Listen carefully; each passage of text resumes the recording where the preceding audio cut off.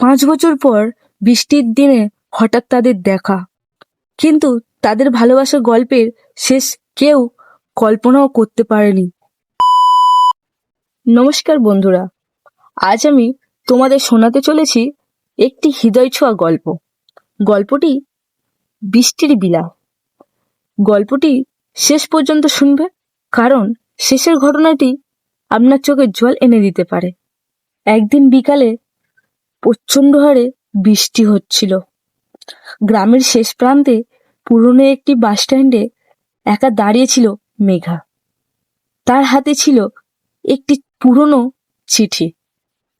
ঠিক তখনই সেখানে এসে দাঁড়ালো অর্পণ। 5 বছর আগে সে মানুষটাকে সে সবচেয়ে বেশি ভালোবাসতো।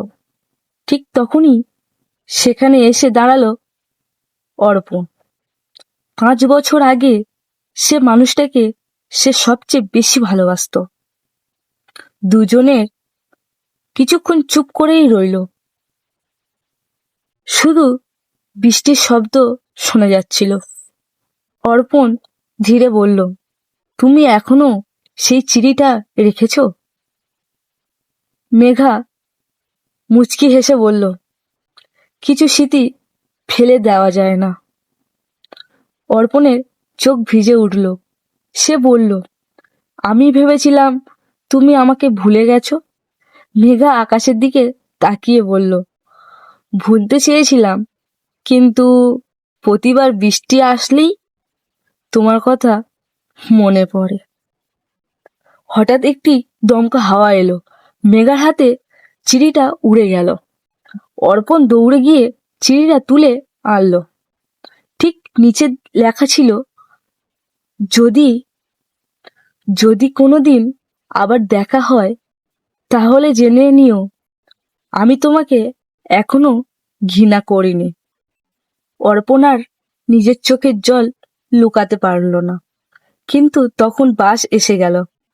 মেঘলা বাসে উঠতে উঠতে বলল, সব ভালোবাসা শেষ একসাথে হয় না, কিন্তু ভালোবাসা বৃষ্টির মতো এসে হৃদয় ভিজিয়ে দেয় আর চলে যায়।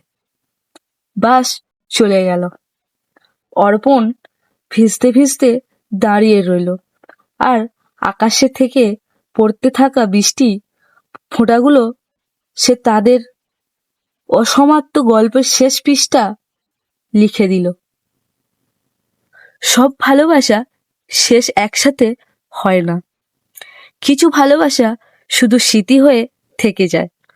গল্পটি কেমন লাগলো কমেন্টে অবশ্যই জানাবেন।